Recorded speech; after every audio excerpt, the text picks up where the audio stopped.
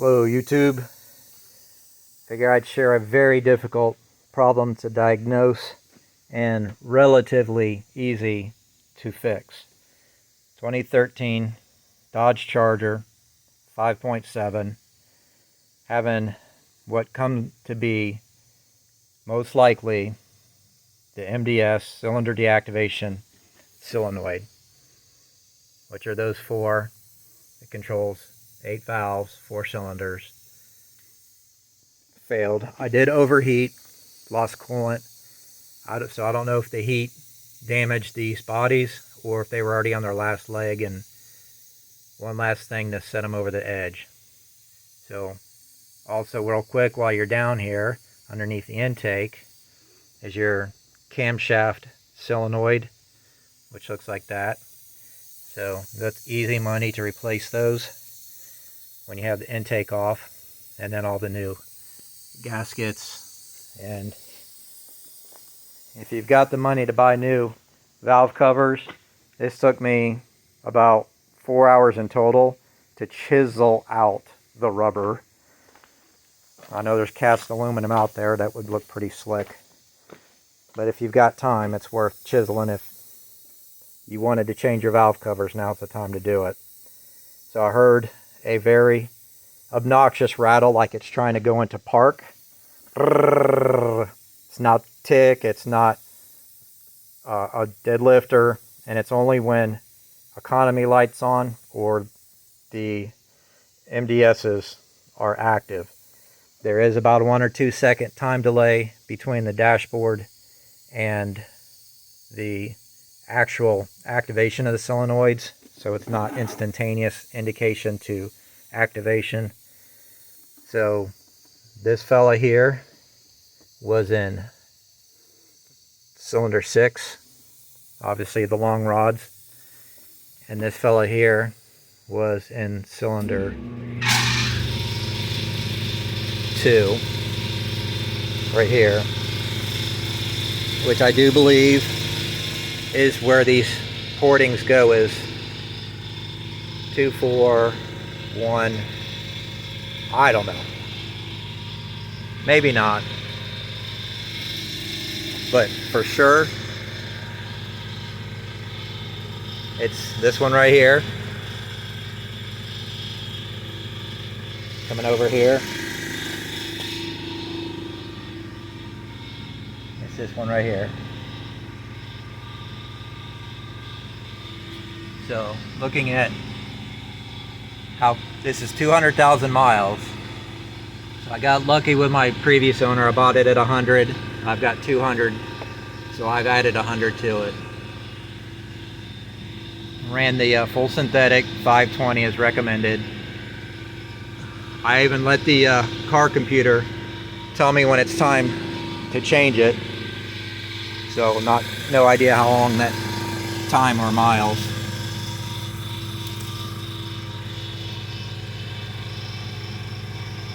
I've got I was coming in to do plugs and coils, valve cover gaskets regardless because of the leaking. And just as I had all that stuff, the MDS solenoids conked out. And if I wanted to lift the heads to check the valve lifters, and even if I replace the valve lifters, that is a cost prohibitive financial decision, because the engine and all the other components have so many miles on it that if this doesn't fix it, then it is done. I'll button it up regardless and save it for another day to take the engine out.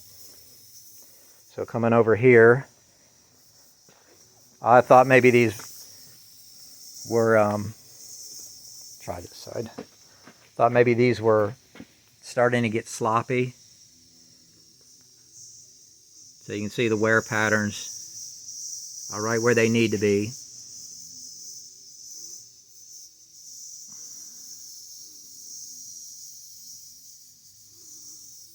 On all of them. I thought maybe something broke on the tip. Not. It's a good wear on all of them.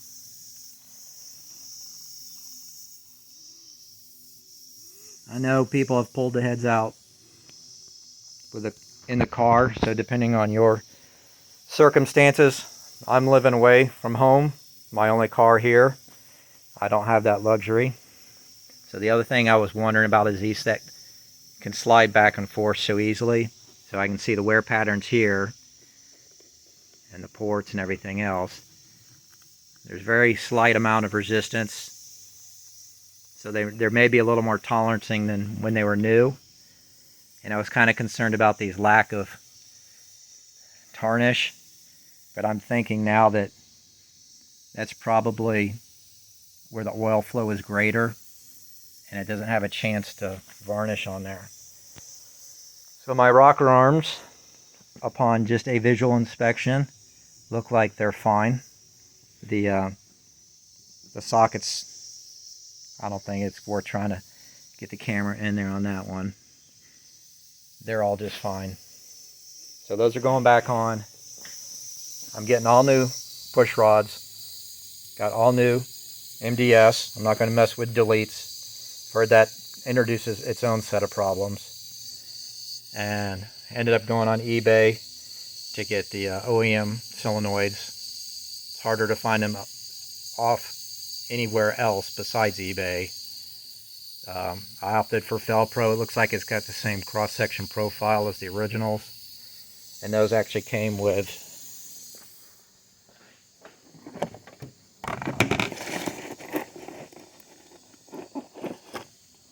the rubber grommets for the valve cover screws. So those are ready to go. And these should be mollies available locally from, yeah, it's not going to focus, from O'Reilly's. I'll get the rest of them here in the morning and should have it buttoned up in a couple hours and have a test launch. And it's pretty clean. So I went in and scoured all the rubber off, intake, valve cover. I'll do the same for the seating surface of the intake. Clean it up pretty well. There is a fair amount of carbon, but where the in the intake runners, but where the gas squirts, it was perfectly clean inside. I've got a previous video where I threw it in there. Little apprehensive about the carbon that fell in there, but the mechanic whose garage I'm in said if carbon won't be a problem, it'll clean itself out. I don't think it was sand. The other thing is, as I've owned this, I've never had any lifter sounds. You get the lifter sounds when it's idling, not when it goes into MDS cylinder deactivation. So those are two drastically different things. I did not have any forbidden glitter in the oil, so I didn't suspect any wear and tear products.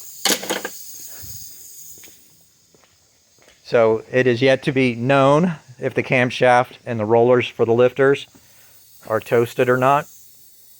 But for less than $100 gamble for push rods, and knowing the history of my engine and how good it's been, and when I was doing the flappy shifters, running it up to 5,000 RPM and downshifting where it hits up to 5,000 RPM, no ticks, no thumps, no nothing. So I feel like all the tolerancing, the oil pressure, the lifters were fine up until those push rods got bent.